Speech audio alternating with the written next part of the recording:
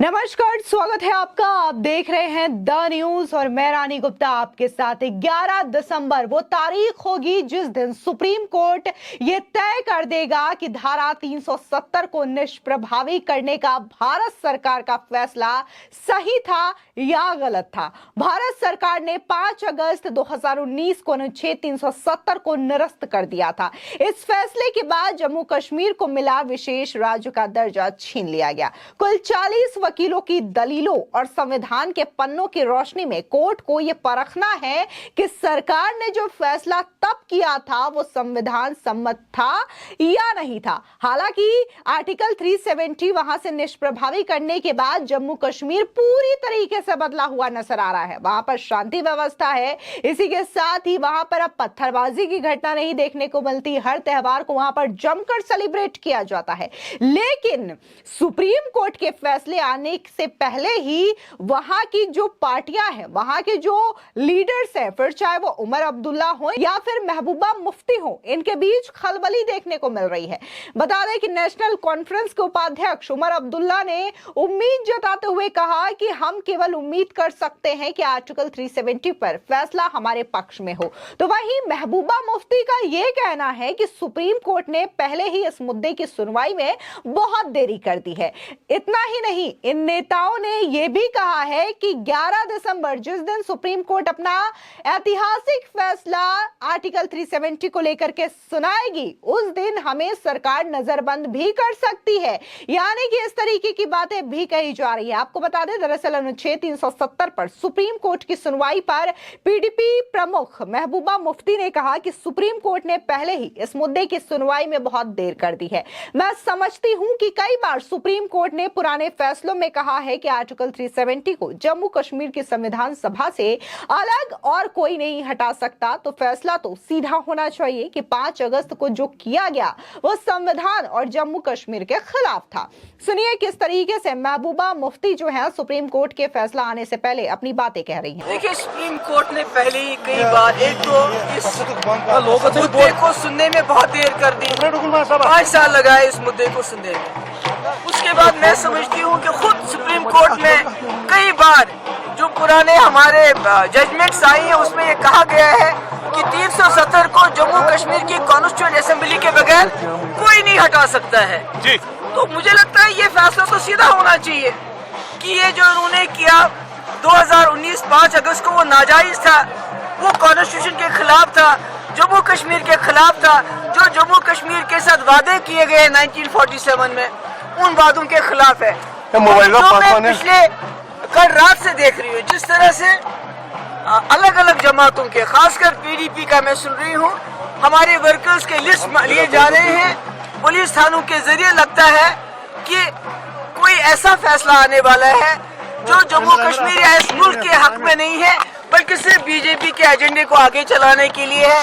इसलिए कुछ precautionary measures लिए जा रहे हैं। वहीं दूसरी ओर मीडिया से बात करते हुए आर्टिकल 370 पर उमर अब्दुल्ला ने कहा कि मेरे पास ऐसी कोई मशीनरी नहीं है जो मुझे बता सके कि उन 5 जजों के दिल में आखिर क्या है, क्या उन्होंने फैसले में लिखा है। मैं सिर्फ उम्मीद और प्रार्थना कर सकता हूं कि फैसला हमारे पक्ष में हो। साथ ही उन्होंने कहा कि हम उम्मीद तो कर ही सकते हैं कि फैसला हमारे पक्ष में हो, और इसी के साथ ही उन्होंने ये भी कहा कि हमें नजरबंद करने के लिए एक बहाने की जरूरत है, और उनके पास एक बहाना होगा। जैसे हम नहीं जानते कि फैसला क्या होगा, वैसे ही वे भी हैं। अगर उन्हें पता है तो जांच होनी चाहिए। सुनिए उमर अब्दुल्ला इस फैसले को लेकर के क्या कह रहे हैं और क्या उम्मीद जता रहे हैं। ऐसा कौन है जो दावे से ये कह सके कि हमें पहले से ही मालूम है कि क्या होने जा रहा है। मेरे पास ऐसी कोई मशीनरी नहीं है, न मेरे पास ऐसा कोई तरीका है जिससे कि मैं आज ही पता लगा सकूं कि उन 5 ऑनरेबल जजेस के दिल में क्या है या उन्होंने जजमेंट में क्या लिखा है। मैं सिर्फ उम्मीद कर सकता हूं, मैं दुआ कर सकता हूं कि जो फैसला होगा वो हमारे हक में होगा। लेकिन मैं कोई दावा तो कर नहीं सकता हूं कि मुझे पहले ही मालूम है कि इसमें हमारी कामयाबी होगी। ना कोई ऐसा है जो ये दावा कर सके।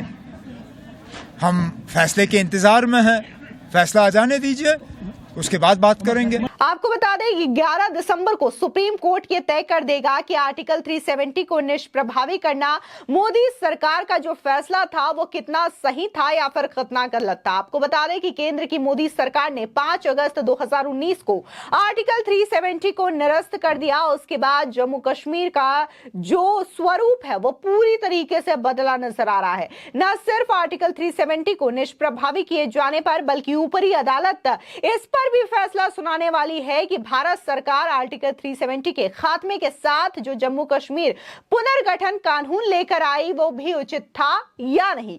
इसी के तहत जम्मू कश्मीर राज्य को 2 हिस्सों में बांट दिया गया। नतीजा यह हुआ कि जम्मू कश्मीर राज्य न रहकर अब एक केंद्र शासित प्रदेश हो गया है।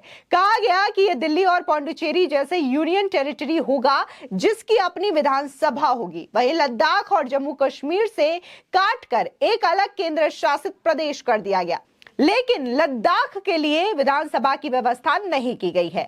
बता दें इसके बाद सुप्रीम कोर्ट में 20 से ज्यादा याचिकाएं दाखिल कर भारत सरकार के फैसले को चुनौती दी गई, लेकिन यह मामला करीब 3 साल तक देश की सबसे बड़ी अदालत में ठंडे बस्ते में पड़ा रहा। 2 अगस्त 2023 से इस पर नियमित सुनवाई शुरू होने से पहले आखिरी दफा इस पर हियरिंग 2020 के मार्च महीने में हुई थी। आखिरकार सुप्रीम कोर्ट की संवैधानिक पीठ ने इस साल 2 अगस्त से इस पर मैराथन सुनवाई शुरू की। जिस बेंच ने मामले को सुना उसमें सुप्रीम कोर्ट के मुख्य न्यायाधीश डीवाई चंद्रचूड़, न्यायमूर्ति Sanjay Kishan Kaul, justice Sanjiv Khanna, justice BR Gavai और जस्टिस सूर्यकांत शामिल रहे। 16 दिन तक चली लंबी सुनवाई के बाद कोर्ट ने इस मामले पर फैसला 5 सितंबर 2023 को सुरक्षित रख लिया। अब फैसले वाले दिन 11 दिसंबर का सभी को इंतजार है और इसी फैसले से पहले महबूबा मुफ्ती और उमर अब्दुल्ला जो है वो जनता को संबोधित करते हुए नजर आए कि कैसे ये जो फैसला होगा हमारे हक में होना चाहिए, यानी कि 370 जो हटाया गया आर्टिकल वो कैसे जम्मू कश्मीर के खिलाफ था, गलत था। बता दें याचिकाकर्ताओं की तरफ से कुल 17 वकील पेश हुए इस मामले को लेकर के। इसमें senior advocate Kapil Sibal, Gopal Subramaniam, Zafar Shah, Rajeev Dhavan, Dushyant Dave, Chander Uday Singh, Dinesh Dwivedi, Shekhar Naphade, Nitya Ramakrishnan, Gopal Shankarayanan, Menaka Guruswamy, PC Sen, Sanjay Parekh, Warisha Farasat, Muzaffar Hussain Beg, Irfan Hafeez Lone और जहूर अहमद भट्ट शामिल रहे। वहीं attorney general of India R Venkataramani, solicitor general of India Tushar Mehta, additional solicitor general KM Nataraj, Vikramjit Banerjee और कनु अग्रवाल ने इस मामले में भारत सरकार का पक्ष रखा। साथ ही सीनियर वकील हरीश साल्वे, राकेश द्विवेदी, V गिरी, गुरु कृष्ण कुमार के अलावा अर्चना पाठक दबे, BK विजू, चारू माथुर, महेश जेठमलानी जैसे कुल 23 वकीलों ने याचिकाकर्ताओं के सवालों के जवाब दिए और अपनी बात को पुरजोर तरीके से कहा।